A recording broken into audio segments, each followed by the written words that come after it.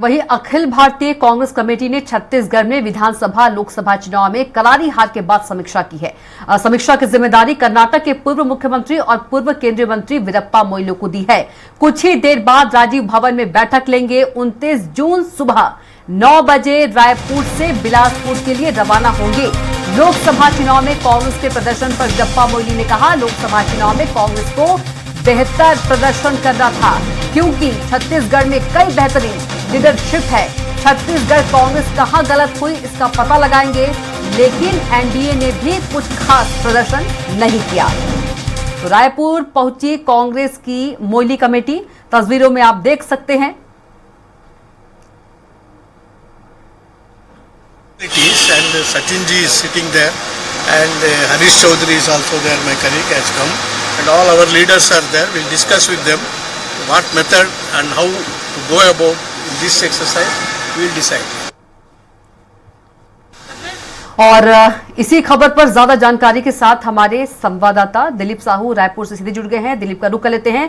दिलीप, यदि छत्तीसगढ़ की बात करें, विधानसभा चुनाव की बात करें, लोकसभा चुनाव की बात करें, विधानसभा की बात करें तो विधानसभा में 90 में से सिर्फ 36 सीटें जो है कांग्रेस लाई थी, और लोकसभा की बात करें, लोकसभा में 11 में से सिर्फ 1 सीट। बहुत ही खराब प्रदर्शन कहा जा सकता है और है भी। इसी को लेकर अब जिम्मेदारी जो है कर्नाटक के पूर्व मुख्यमंत्री वीरप्पा मोइली को दी गई है, और जो मोइली कमेटी है वो कुछ देर में बैठक करेगी। क्या कुछ इस पर अपडेट जो नेता है अपनी भड़ास निकालेंगे, अंदरूनी हलचल क्या है, इसकी जानकारी दीजिए।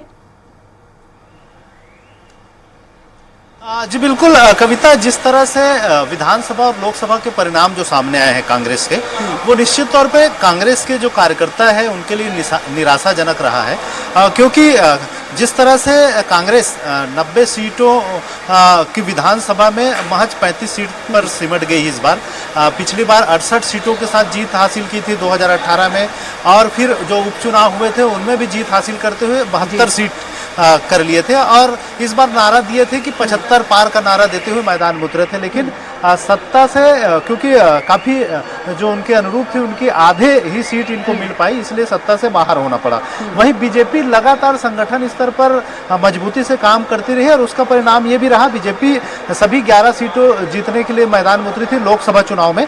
लेकिन लोकसभा चुनाव में भी 11 में से 10 सीटें जीतने में सफलता हासिल हुई बीजेपी को। कांग्रेस ने हालांकि लोकसभा चुनाव के लिए अपने तमाम कद्दावर नेताओं को मैदान में झोंक दिया था, जिसमें पूर्व सीएम भूपेश बघेल राजनांदगांव लोकसभा से, वही पूर्व गृह मंत्री ताम्रध्वज साहू को महासमुंद लोकसभा से, तो फिर पूर्व मंत्री कवासी लखमा को भी बस्तर लोकसभा से मैदान में उतारा गया था। इसी तरह पूर्व मंत्री जो डॉक्टर शिव कुमार डहरिया है उन्हें जांजगीर चांपा सीट से उतारा था। इस तरह से पूरी तरह कांग्रेस ने प्रयास किया था कि 4 से 5 सीटों पर जीत दर्ज करेंगे, लेकिन महज 1 सीट ही, कोरबा की जो सीट है वही जीतने में कामयाब रही, और जो पूर्व मौजूदा सांसद जो उनकी सांसद रही ज्योत्सना महंत, उन्होंने फिर से अपनी सीट बचा पाई। इस तरह से जिस तरह से लोकसभा के जो परिणाम आए और विधानसभा के जो परिणाम आए, इसके बाद हमने ये भी देखा कि बहुत सारे जो कांग्रेस के नेता है, पूर्व विधायक हो या पूर्व अलग अलग जो कमेटियों के जो अध्यक्ष रहे हैं, ये सभी बीजेपी में शामिल हो गए थे चुनाव के पहले या चुनाव के बाद। लोकसभा चुनाव के पहले बहुत सारे जो प्रवेश अभियान जो चलाई थी बीजेपी ने, उसमें शामिल हो गए थे। इस तरह से एक तरह से इन नेताओं की नाराजगी भी थी कि यहाँ चुनाव में हार जीत को लेकर समीक्षा नहीं हो रही है, हार के कारणों को लेकर समीक्षा नहीं हो रही है, इस तरह के जो आरोप लगाए थे। हालांकि समीक्षा नहीं किए जाने के पीछे एक वजह ये भी बताई जा रही है क्योंकि लोकसभा चुनाव में सभी को एकजुटता के साथ लाना था। समीक्षा होने से आमतौर पे जो अंदरूनी कला है वो सामने आती, तो कहीं ना कहीं जो कांग्रेस का आला कमान है, केंद्रीय नेतृत्व ये चाह रही थी कि अंदरूनी कला को सामने ना लाया जाए और सभी मिलकर एक साथ लोकसभा के चुनाव में उतरे। और लोकसभा के चुनाव के भी परिणाम जब अपेक्षा अनुरूप नहीं आया, तो केंद्रीय नेतृत्व की ओर से एक फैक्ट फाइंडिंग कमेटी बनाई गई है, जिसमें छत्तीसगढ़ की बात करें तो पूर्व केंद्रीय मंत्री वीरप्पा मोइली को इसकी जिम्मेदारी दी गई, उनके साथ हरीश चौधरी, और दोनों आज रायपुर पहुंच चुके हैं। अभी थोड़ी देर में बैठक शुरू हो जाएगी कांग्रेस राजीव भवन में, और उनके साथ ही साथ प्रदेश प्रभारी सचिन पायलट, पीसीसी चीफ दीपक बैज और पूर्व मुख्यमंत्री भूपेश बघेल भी शामिल होंगे। और इसमें पूरी एक समय सीमा निर्धारित की गई है। सबसे पहले महासमुंद लोकसभा सीट की समीक्षा की जाएगी, क्योंकि महासमुंद लोकसभा सीट से पूर्व गृह मंत्री ताम्रध्वज साहू को मैदान में उतारा गया था। साहू जो समीकरण है जाति उस समीकरण में ध्यान में रखते हुए उन्हें मैदान में उतारा गया था, लेकिन इसके अनुरूप जो परिणाम नहीं आए हैं तो कहीं ना कहीं इसको लेकर समीक्षा की जाएगी कि क्या वजह रही, सरकार रही इनके पिछले 5 साल, इसके बावजूद भी क्यों जातिगत समीकरण को साधने में नाकाम रहे, क्या क्षेत्र की जनता को साधने में नाकाम रहे, या कौन सी वो वजह रही जिसकी वजह से हार का सामना करना पड़ा। इसी के साथ रायपुर लोकसभा सीट को लेकर भी उसके बाद समीक्षा की जाएगी, क्योंकि रायपुर लोकसभा सीट को कांग्रेस ने बड़ी वोटों के साथ हारे हैं। जो रायपुर बीजेपी के जो सांसद बने हैं, सांसद निर्वाचित हुए बृजमोहन अग्रवाल, इन्होंने 5,75,285 वोटों से जो कांग्रेस के जो प्रत्याशी है विकास उपाध्याय, उन्होंने हराया है। तो कुल मिलाकर रायपुर लोकसभा में इतनी बड़ी हार, जो देश के टॉप 10 जो हार जीत का अंतर रहा है उसमें ये शामिल हुआ।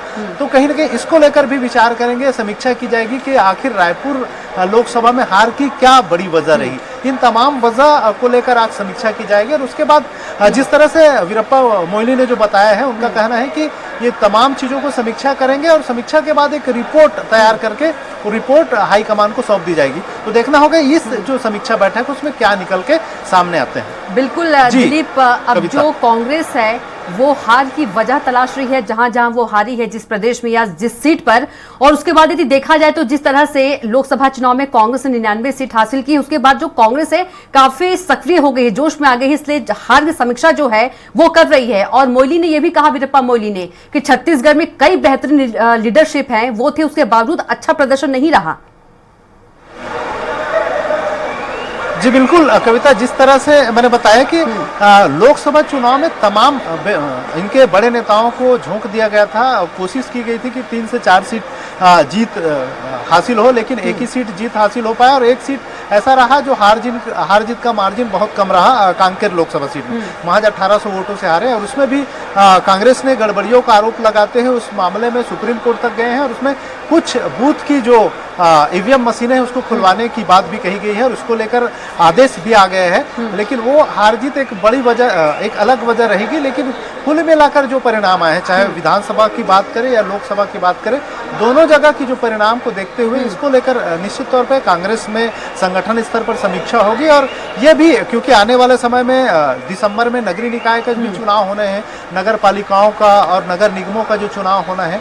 अभी जो स्थिति है इसमें ज्यादातर नगर निगम और नगर पालिकाओं में कांग्रेस की ही महापौर और अध्यक्ष निर्वाचित है। ऐसे में कांग्रेस के लिए एक बड़ी चुनौती होगी कि आगामी समय में अपनी जो पिछला परफॉर्मेंस रहे उसको बरकरार रखना, क्योंकि भाजपा अभी से चुनाव की तैयारी में जुट गई है। हर बूथ पर मतदाता अभिनंदन कार्यक्रम का आयोजन करना शुरू कर दिए हैं और जो उनके समीक्षा का दौर है वो बहुत पहले हो चुका है। वही कांग्रेस में अभी समीक्षा की दौर शुरू हो रही है, तो कहीं ना कहीं कांग्रेस बहुत पीछे चल रही है। तो ये देखना होगा कि ये जो समीक्षा होगी उसमें किस तरह के जो बातें सामने आती है और उसका आने वाले समय में कितना किस तरह से उसमें सकारात्मक बदलाव करती है केंद्रीय नेतृत्व और संगठन में किस तरह से बदलाव होती है। तो हो सकता है कि बहुत सारे बदलाव देखने को मिलेंगे, लेकिन ये जो समीक्षा है इसकी रिपोर्ट के आधार पर ही तय होगा कि कांग्रेस में किस तरह के बदलाव किए जाने हैं। जी बिल्कुल दिलीप, जब यदि बात करें लोकसभा चुनाव के टिकट वितरण के समय जो कांग्रेस के ही नेता है वो ये कह रहे थे कि जो बाहर के प्रत्याशी है उनको जो है प्रत्याशी बनाया गया है, ये भी एक हार की वजह हो सकती है, क्योंकि लगातार विरोध हो रहा था कांग्रेस के नेताओं के द्वारा। कविता खास करके